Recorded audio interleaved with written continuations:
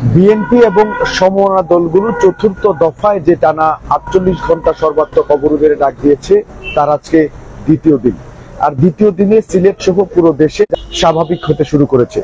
সিলেটের কেন্দ্রীয় bus terminal থেকে সিলেটে যান চলাচলের সর্বশেষ পরিস্থিতি সরাসরি সম্প্রচারে সম্পৃক্ত হয়েছে। আমি নিবেন্দু তালুকদার, ক্যামেরায় আছেন শহীদুল ইসলাম সবুজ।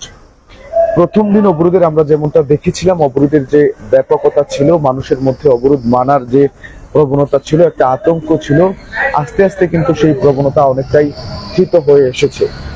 বিগত দিনগুলোতে সিলেট থেকে দূরপাল্লার কোনো ধরনের যানবাহন ছেড়ে না গেলেও একের থেকে সীমিত পরিসরে সব ধরনের দূরপাল্লার বাস ছেড়ে যাচ্ছে। এছাড়াও সকাল থেকেই CNG, autorickshaw, motorcycle, private car সহ ব্যক্তিগত যানবাহন চলাচল অন্যান্য দিনের মতোই স্বাভাবিক রয়েছে। খুলেছে দোকানপাট। এখন পর্যন্ত সিলেটের কোথাও কোনো ধরনের নাশকতা বা সহিংসতার খবর পাওয়া যায়নি। তবে বিএনপি নেতাকর্মীরা বলছে এটি তাদের ডু অর ডাই আন্দোলন। যদিও তারা বলছে এটি তাদের ডু অর ডাই আন্দোলন, সরকার পতনের এক দফা দাবি নিয়ে তারা যে আন্দোলনে এগুচ্ছেন, বিভিন্ন কর্মসূচি দিচ্ছেন, সেই আন্দোলন এখনকার যে অবস্থা এই পর্যায়ে এসে অনেকটাই স্থিত হয়ে এসেছে। পুলিশের কারণে বিএনপি মাঠে দাঁড়াতেই পারছেন না, এমনটা অভিযোগ করছেন বিএনপি নেতাকর্মীরা। বলছেন যে তারা সংঘবদ্ধ হয়ে হরতাল বা অবরোধের সমর্থনে মাঠে নামলেই পুলিশ গুলি করে দিচ্ছেন, তাদেরকে ছত্রভঙ্গ করে দিচ্ছেন, এমনটা তাদের অভিযোগ। এছাড়াও তারা আরো অভিযোগ করছেন যে পুলিশ তাদেরকে ব্যাপক হারে গ্রেপ্তার করছেন এবং বিভিন্ন মামলায় তাদের বাসায় তল্লাশি চালাচ্ছেন, যার ফলে বিএনপি নেতা কর্মীরা এবং তাদের পরিবারের সদস্যরা একটা আতঙ্কের মধ্যে আছেন। রাত কাটাতে হচ্ছে পরিবারের বাইরে, তারা ঘরে অবস্থান করতে পারছেন না, কেননা ঘরে পেলেই পুলিশ তাদেরকে গ্রেপ্তার করে নিয়ে যাচ্ছে, এমন একটা অভিযোগ আছে বিএনপি নেতা কর্মীদের। তবে পুলিশ বলছে যে দোষীদের গ্রেপ্তার করতেই বিএনপি হরতাল আর অবরোধে যেসব নাশকতার ভাঙচুর চালিয়েছে, সেই সব অপরাধী যারা দোষী তাদেরকে ধরতেই তারা তাদের নিয়মিত অভিযান অব্যাহত রেখেছেন।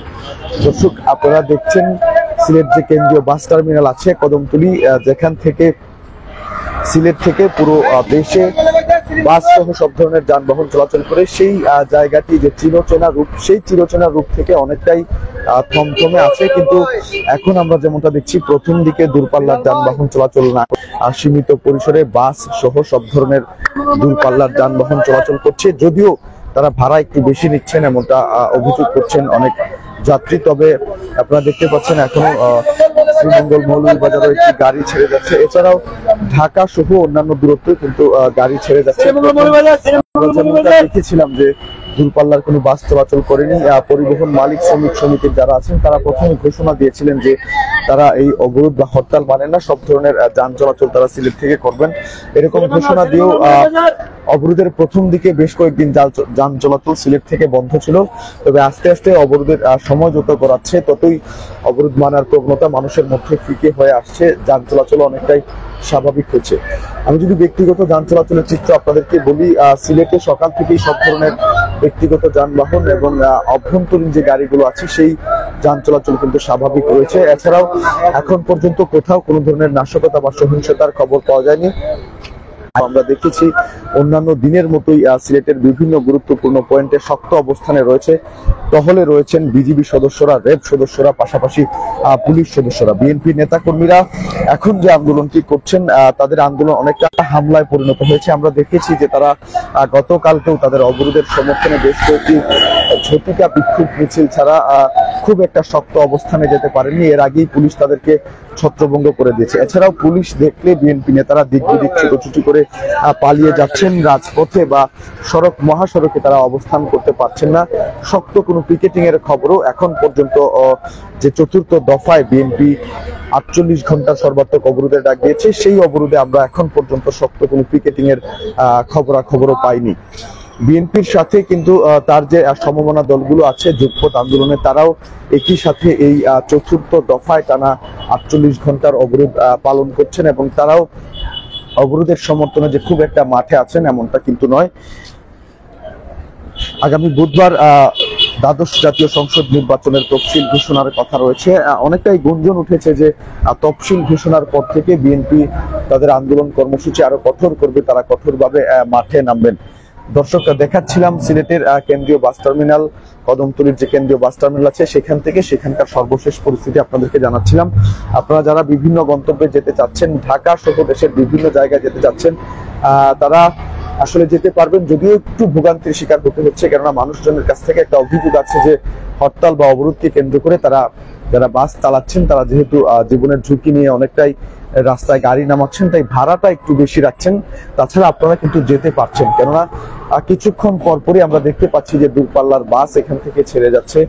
এনা, শিমুলি সহ সব ধরনের পরিবহনের গাড়ি কিছুটা সীমিত পরিসরে এখান থেকে আমরা চলাচল করছে দেখছি আমরা। এছাড়াও অভ্যন্তরীণ যে রুটের গাড়িগুলো আছে সিলেট বিভাগের ভিতরে অন্যান্য জেলা সড়কগুলোতেও যে বাসগুলো আছে সেই বাসগুলো কিন্তু চলাচল করছে, কিছুক্ষণ পরপরই এখান থেকে বাস ছেড়ে যাচ্ছে। এছাড়াও আমি যদি আরেকটু বলতে চাই, সিলেটের বাইরে থেকে অর্থাৎ ঢাকা সহ অন্যান্য গন্তব্যের থেকে ছেড়ে আসা যে গাড়িগুলো সেগুলো আমরা অন্যান্য দিন অবরোধের সময় দেখি যে খুব ভোরবেলা সিলেটে এসে প্রবেশ করে, কিন্তু এখন চিত্রটা একটু ভিন্ন। আমরা দেখছি যে ভোরবেলা যেমনটা গাড়ি প্রবেশ করেছে এখনো কিন্তু যথেষ্ট সংখ্যক গাড়ি কিছুক্ষণ পর পর প্রবেশ করছে। আপনারাও দেখতে পাচ্ছেন কিছুক্ষণ পর পর আন্তঃজেলা সড়কের যে গাড়িগুলো আছে সেগুলো সহ দূরপাল্লার সব ধরনের বাস কিছুক্ষণ পরপরই এই সিলেট কেন্দ্রীয় বাস টার্মিনাল থেকে ছেড়ে যাচ্ছে। তো সর্বশেষ পরিস্থিতি যদি বলতে চাই, টানা 48 ঘন্টার যে সর্বাত্মক অবরোধ দেখেছে বিএনপি এবং সমমনা দলগুলো, তার আজকে দ্বিতীয় দিন চলছে এবং দ্বিতীয় দিনে এসে অনেকটাই সিলেটে স্বাভাবিক রয়েছে যান চলাচল। গত যে অবরোধ ছিল সেখানে দূরপাল্লা, এখন আমরা দেখতে পাচ্ছি সকাল থেকেই সব ধরনের দূরপাল্লার যানবাহন সীমিত পরিসরে চলাচল করছে। কঠোর অবস্থানে রয়েছে আইন শৃঙ্খলা রক্ষাকারী বাহিনীর সদস্যরা। তাদেরকে আমরা শহর সহ মহাসড়ক আছে সেখানে টহল দিতে দেখেছি। পুলিশ সদস্যদের পাশাপাশি বিজিবি, র্যাব এবং সদস্যদেরও আমরা টহল অব্যাহত রাখতে দেখেছি। এছাড়া এখন পর্যন্ত সিলেটের কোথাও কোনো ধরনের নাশকতা বা সহিংসতার খবর আমরা পাইনি। সিলেট কেন্দ্রীয় বাস টার্মিনাল থেকেও আন্তঃজেলা সড়ক এবং দূরপাল্লার যেসব যানবাহন আছে সেগুলো একের পর এক ছেড়ে যাচ্ছে, অনেকটাই স্বাভাবিক হচ্ছে সিলেটের পরিস্থিতি। এখন পর্যন্ত বিএনপি নেতা কর্মীদের কোনো ধরনের বড় পিকেটিং বা বিক্ষোভ মিছিল করতে দেখা যায়নি। তারা বলছেন যে আইন শৃঙ্খলা রক্ষাকারী বাহিনীর সরব উপস্থিতির জন্যই তারা মাঠে বেশিক্ষণ অবস্থান করতে পারছেন না। দর্শক, বিএনপি জামায়াতের এবং তার সমমনা দলগুলোর ডাকা টানা 48 ঘন্টার চতুর্থ দফা অবরোধের সিলেট থেকে এই ছিল আমার কাছে সর্বশেষ খবরাখবর। এতক্ষণ আমাদের সাথে থাকার জন্য সবাইকে অসংখ্য ধন্যবাদ। পরবর্তী আপডেট পেতে অবশ্যই সিলেটের সাথেই থাকুন।